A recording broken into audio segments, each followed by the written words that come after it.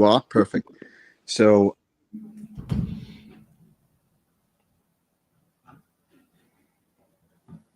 we good? Can you hear me? You still there? Yeah, can you hear me?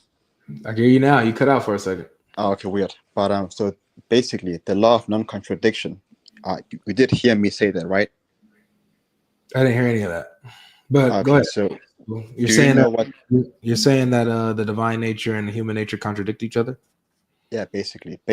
So what I'm trying to say is that the basic premise of the law of non-contradiction is that two propositions cannot be both true. Now, two propositions that contradict one another cannot be both true and not true at the same time.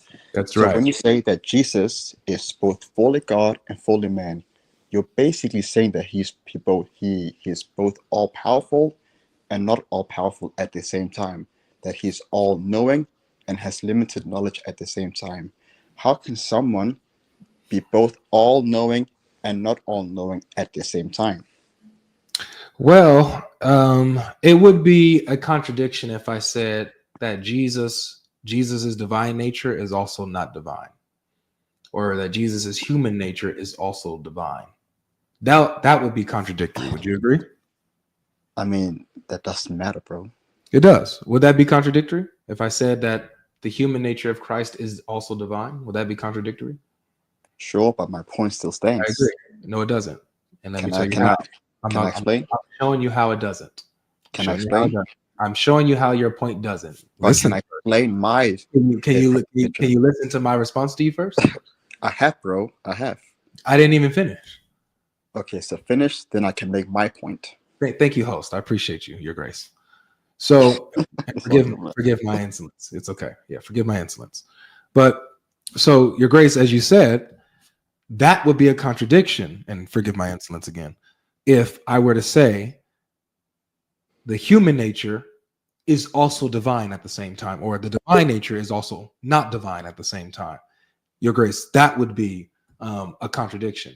The reason why what I'm saying, right, my actual position is not a contradiction, and please, if you will allow me to continue, host, is that I'm not saying that the divine nature is also not divine. I'm saying that there is a divine nature that Jesus possesses, and another nature, a second nature, that is the human nature, Your Grace. So he has two natures. So there's the nature that is divine. There's the nature that is human. It's not mixed. I'm not saying that he's divine and not divine in the same sense. I'm not saying that. One nature is divine. One nature is human. That's not a contradiction. They're united in the same person. Cool. Can I respond now? You can, Your Grace. Go ahead. Oh, perfect. So I'm not saying that Jesus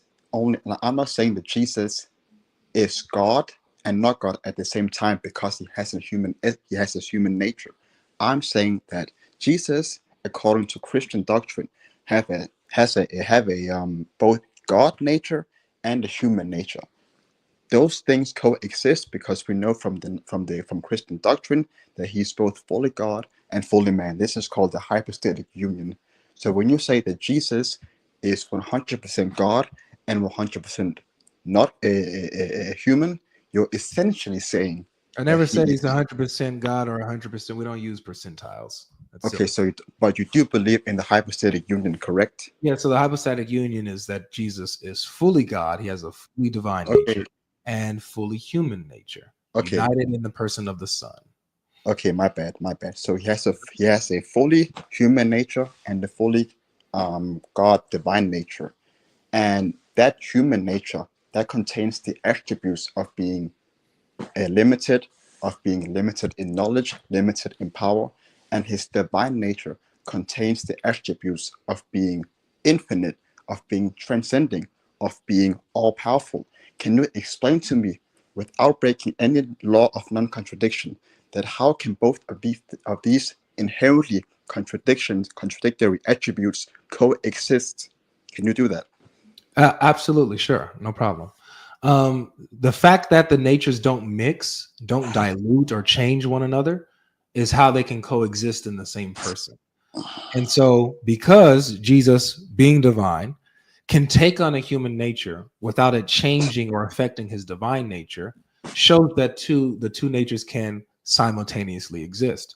Jesus can be divine, eternal, uncreated, while at the same time create for himself a created body, a human body, enter that body and walk amongst us.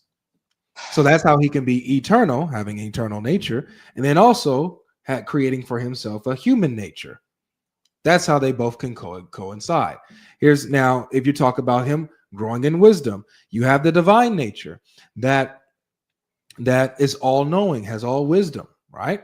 But then you have the human nature, but by pertaining to his humanity, grows in wisdom, matures, learns, right? Matures, right? Grows. The mind expands, right? So you have where the divine nature can be veiled, right? Where certain knowledge or wisdoms is, let's say, in the subconscious, for example. So it's not that he doesn't know this knowledge or anything like that, but it's sealed from the human consciousness, the front consciousness. So you can have the all-knowingness of the divine nature that is veiled behind the flesh. And so where he willingly walks and limits himself to human limitations. Okay. So that's how they coexist at the same time. So you basically said that it is possible for God to be a contradiction. That's fine. That's fine. No, I didn't. I explained to you how it's not a contradiction, and the fact that you have to straw man what I just said and misrepresent me like that shows that you have no response to what I actually said. I do have a response. You can't engage with what I actually said. I do have a response because you're not engaging with my question. Okay, 100. Okay, perfect. So you came with the Bible verse of in Luke, yeah, where he said that Jesus grew in wisdom.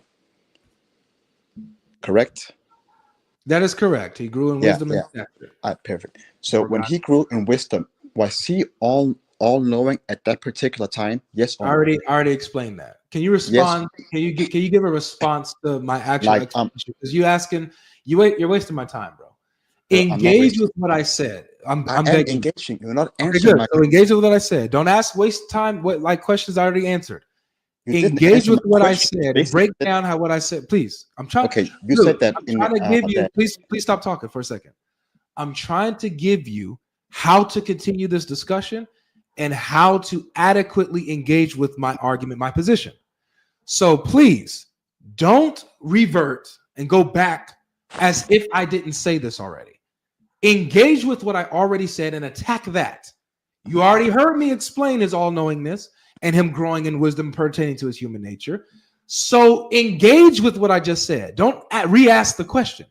I will. All Perfect. Right. Okay, so you basically said that his, like, just to sum it up in a few words, that his divine knowledge was kind of veiled, was kind of in his subconscious mind, and his human knowledge was the one that was in effect. Correct? His human his human knowledge, it grows. His human awareness, his maturity, wisdom grows pertaining to his human nature, while his divine knowledge is veiled or sealed in a way, in the subconscious. So it's not that he doesn't have that knowledge. It's not that he doesn't have it, just not accessible. It's veiled. Okay. But can you see the problem? Show me what the problem is. That's what I've been asking for. You need to use these hermeneutics to get out of the contradiction, because you and I both know that the plain reading, the plain understanding of being both fully all-knowing and fully not all-knowing at the same time, that is in itself a contradiction. You know that, I know that, everybody that watches knows that. So you need to play these hermeneutical games by saying, well, actually, it is in his subconscious mind, it is veiled, even though that's not present in the text, nor is that the definition of the hypostatic union. Okay, so let us move on. So when Jesus... I have to respond to what you just said here. Perfectly. So this is what hermeneutics is. It says, the branch of knowledge that deals with interpretation, especially of the Bible or literary texts. So hermeneutics is deals with interpretation of the text that is in question, right? So when I'm dealing with the text in question, I'm actually like, there's nothing wrong with hermeneutics. It just you need correct hermeneutics. You're not saying that, oh, you're just using hermeneutics to get out of the contradiction. Well, I guess fortunately for me, good hermeneutics shows that there is no contradiction in the first place. You saying, oh, you're just using hermeneutics is still not telling me what is wrong with it. What's wrong with my hermeneutics? What's wrong with the breakdown of the text that I'm giving you? You're unable to nail it down to a contradiction, and this is the problem you're having. Can I respond? Okay, so the basis of hermeneutics, you need to have a foundation. You need to base your interpretation on said verse. Can you give me any verse in Luke? Because we know that the Gospels were written by their own authors with their own theology. Can you give me a verse in Luke that explains that Jesus' divine mind was veiled in any way, shape, or form? What I can show you is that from Luke that Jesus is God. That Jesus is God. And I can show you from Luke, since he's God, and then we see him being born in a human form, and we see that according to his human form, says that Jesus grows in wisdom and stature before men and God and get in favor with men and God. Then this demonstrates the hypostatic union and demonstrates the willing limitation that Jesus subjects himself to when he takes on his human nature. So all I got to do is show you from Luke's gospel that it shows that Jesus is divine. And then we also see that Jesus is human. So he has two natures at the same time. Even if so do you want me to show you that Jesus is God from Luke? But can I say something first? Right. Do you want me to show you that from the Gospel of Luke, Jesus is God? After I give my explanation, absolutely. What explanation? There's nothing for you to explain. There is things for me to explain. Okay, go ahead. So regarding the veiled stuff, that his divine nature that his divine knowledge was veiled. Do you think that is possible? Do you think that is still possible with the fact that Jesus is supposed to be fully God and fully man? Just because that his human, my bad, just because that his divine nature is veiled, that doesn't mean that his divine nature shouldn't be at play, because both coexist at the same time. You know what? That's an interesting question. You're essentially asking, is it possible for any of God's attributes to be veiled? Right? That's what you're asking. You have a problem with that. Is that right? To not be in effect. Right. So to where it's held back or something like that, right? It's withheld. Sure. Like you have a that's your issue? Basically with the attributes, but yeah, sure. We can say that. You're a Muslim? You're a Muslim, you said? I am a Muslim. Does Allah have a veil? Why are you appealing to the Quran? We're talking about theologies. You said that you have a problem. Do you know what a true fallacy is? Hold on a second, please. Do you know what a true fallacy is? No, I'm gonna talk. Do you know what a true fallacy is? Your Grace, please. I know that as soon as we mention anything about Allah or the Quran or hold you guys to be consistent, you guys malfunction and you panic. Do you know what a true fallacy is? Please. Forgive my insolence. Jediah, where you at? Your Grace, please, your Grace. Forgive my fallacy. Forgive my insolence. Michael Jones, he's committing a fallacy. Please, forgive my insolence. Your Grace, Your Highness. He's committing a fallacy. Please, forgive my insolence. I call him out. Once again, I ask. Hey, man, bro. Tell Jediah. I'll just do this, Your Grace. I'll just shut you up, Your Grace. I'll forgive my insolence, though. I'll shut you up. The second that you make a mistake, you make an argument that backfires against you. And the second that gets ready to be highlighted, you manifest. Do you see how easy this is, guys? All of a sudden, this calmness and this respect goes out the window as soon as the hypocrisy gets exposed. He said that he has a problem. Notice what he said the problem is. He said, well, do you think it's actually possible for any of God's attributes to be veiled to where it's not in effect. I said, I hear what you're saying. So your issue is that it is for any of God's attributes to be withheld, to be veiled to where it's not being in effect fully. Is that right? Is that your problem? He said, yeah, essentially, yes. And so I asked, does Allah have a veil? And then boom, it explodes. Your God has a veil. Your God's attributes are veiled, not fully in effect. So you just cut Allah.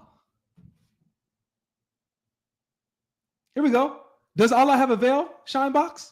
Can I speak now? You can speak and answer my question. Does he have a veil? Can I speak now without you interrupting? I'm gonna give you another chance to answer the question. Does he have a veil? Yes or no? Yes. Can I speak Thank now? you. Now, can I speak now? Now, what is the veil for? Bro. If this what is the veil for? A fair debate? Yes or no? It is fair. What's the veil for? What is the veil for? Bro, I had already answered your question. It's my turn to speak now. What is the veil for? What's the You're not letting me speak. Can I speak, please? Yeah, you can speak. Answer the question. I have already answered your question. You asked me, does Allah have a veil? I said yes. Can I ask you something now? What is the veil one thing for? Bro, can I speak now? Going once. Can I speak now? Going twice. Read the hadith for me. Read the hadith for me. Why? I can't remember the hadith. I have memorized it. Just decide to read the hadith, then we can move on. So you don't know what the veil is for, is that right? Your answer is I don't know. Sure. It's okay if you don't know. What's wrong with that? Sure. There's nothing wrong with it. Okay. All right, cool. I'll bring up the hadith. That type of if you have that attitude, you can stay as long as you want. As long as you engage honestly like that. Sure. All right, let's bring up the hadith. I bet. Can you answer my question now? In a second.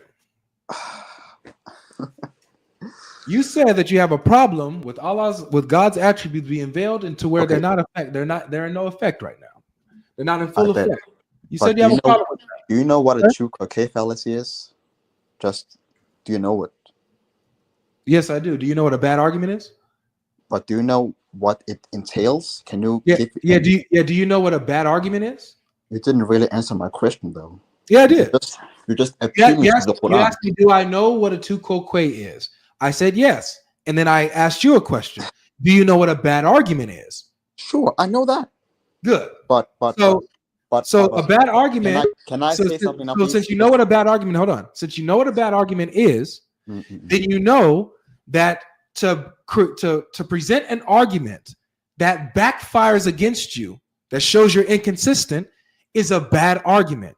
So, and let me tell you how I'm not doing a tu quoque fallacy. And by the way, tu quoque, guys, is basically, okay, I have this problem, but so do you.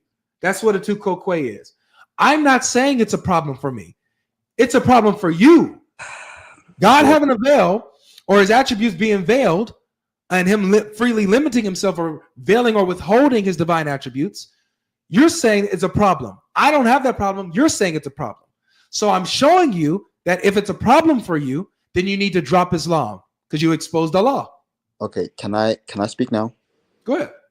What is the live video? What have you titled it? Isn't it, is Jesus God? Change my mind. What's your real question? This is my question. What is the title of the live? This is your question? This is what you've been wanting to ask for the past few minutes? One of them, yeah. But what is the title of the live? Isn't it, is Jesus God? Change my mind. What's your real question? Get to the argument. If that is the case, why do you appeal to the Quran if this live video is about Jesus being God? This brother doesn't get it still. Okay, I got you. Let me explain it again, my friend. Let me explain it again. You've asked me questions regarding the deity of Christ, the hypostatic union, and of the such. I've given you the explanations. You've given me objections, and I've answered those objections. And then your final objection is, after I've given you my answers and my position and the answers to your objections, your previous objection is, most recent one is, well, don't you see that as a problem? Isn't there a problem? How do you think are you sure that that's even possible for God's attributes to be veiled to where they're not in effect. And so after I've given you my position and you're not accepting my position, but you still try to see a problem with my position, and you reveal what your issue is about my position, now, after talking about Jesus in the Bible, not bringing up Islam at all, the second that you have shown what your real problem is, I am now going to show you how your problem, your argument, is inconsistent with you as a Muslim. You can't make this argument against me if you're a Muslim. Or what you're going to have to do is drop Islam altogether. Say, Avery, your position sucks, and so does Islam, and so therefore I'm rejecting both. But you can't be a Muslim and bring this argument to me and be consistent. That's what I'm showing you. So I'm not appealing to the Quran to make my case. I'm appealing to the Quran or the Hadith to expose your hypocrisy against my position. You understand now? Can I speak now? Do you understand? Yes, I understand. Can I speak now? Go ahead. This wouldn't have been a problem at all, the fact that you are bringing to the Quran, the Hadith into this debate, if this was a universal debate about every single topic when it comes to religion. This debate is purely about, is Jesus, that Jesus is God, changed my mind. So the fact that you're appealing to the Quran when I bring a solid objection to the fact that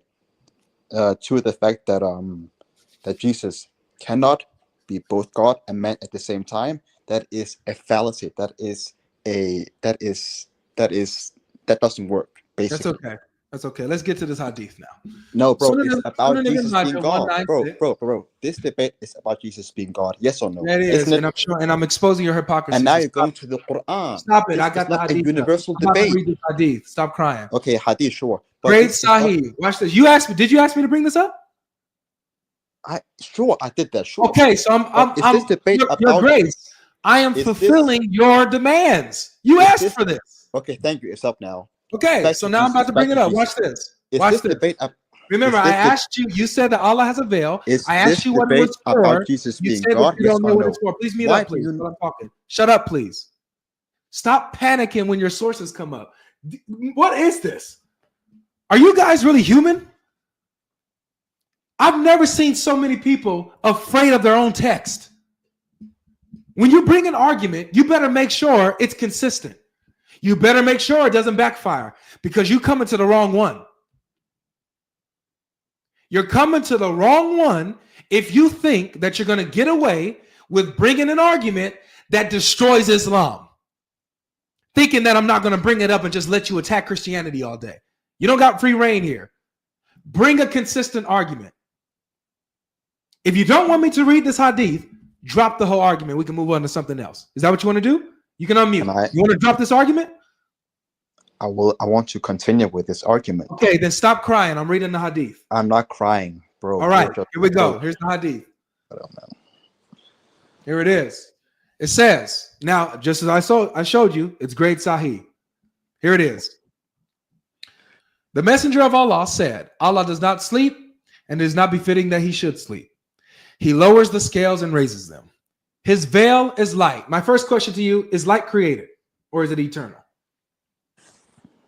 What's that? Say it again. Is light created or eternal? Considering if Allah's light is one of his attributes, then yeah, it's eternal. Okay. So his veil is light. So can Allah ever remove any of his attributes? Bro, what is this? Can Allah ever remove God? Can Allah ever remove any of his attributes? Yes or no? Isn't this man? What a coward you are! God? You're a coward. You're a coward, bro.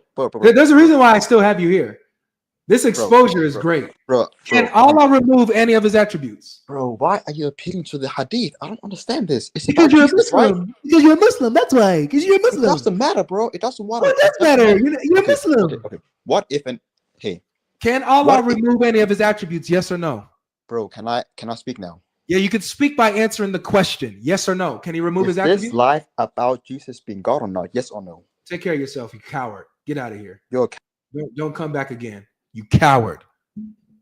You got exposed. Your hypocrisy got exposed. Your double standard got exposed. Your cowardice got exposed. You're in full panic mode. Get off my stream, you coward. Let's continue, guys, and let me show you why this absolutely crushed him and why he panicked immediately. Let me show you why. Let me show you why he panicked. So he said that this light is Allah's attribute. Now, according to Muslims, Allah's attributes are not separate from him. They cannot be removed. They can't disappear. They're not separate from him. But watch what Allah can do with this attribute of his, this light, this veil of light that he has. Watch this. He says, and if he were to remove it, what? You mean to tell me that Allah can remove his attributes? Stop it. Huh? Wait a second. Okay, let's keep reading. If he were to remove it, what will happen? What will happen, Mr. Muslim? The glory of his face, so Allah's glory of his face would burn everything in his creation as far as his gaze reaches. So I asked him, what is the purpose of Allah's veil? He didn't know. He asked for the hadith. I brought up the hadith. He didn't want to read it. So here we are, that coward. So if the purpose of Allah's veil is to withhold his glory from destroying all of creation. So wait, hold on a second. This veil of light, which is Allah's eternal attribute, can be removed. So Allah's attribute can be removed. His glory, his eternal attribute of glory, can be withheld, can be limited. Wait a second. He asked me, do I think it's possible for any of the attributes of any of the attributes of God to be veiled, to be withheld to where they're not in full effect? Here's your answer. This is in your religion, that your God's attributes can be limited, can be withheld, can be veiled. What's stopping the glory of Allah from breaking through the veil of light and just destroying everything? What's stopping it? It's eternal. It's infinite. What's stopping Allah's glory from taking full effect and just destroying all of creation?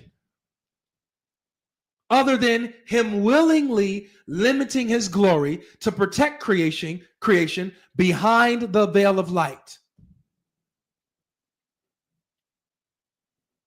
Likewise, not in the exact same way, but likewise, the God of the Bible can veil himself in flesh, withhold some of his divine attributes to where he's not glowing and destroying creation with every step. He can veil himself, walk amongst us in flesh, and it's not a contradiction to his nature. He can do that. And Muslims, if you have a problem with that, bye-bye Allah, bye-bye Muhammad, bye-bye Allah subhanahu wa ta'ala, bye-bye Prophet Muhammad sallallahu alaihi wasallam, bye-bye.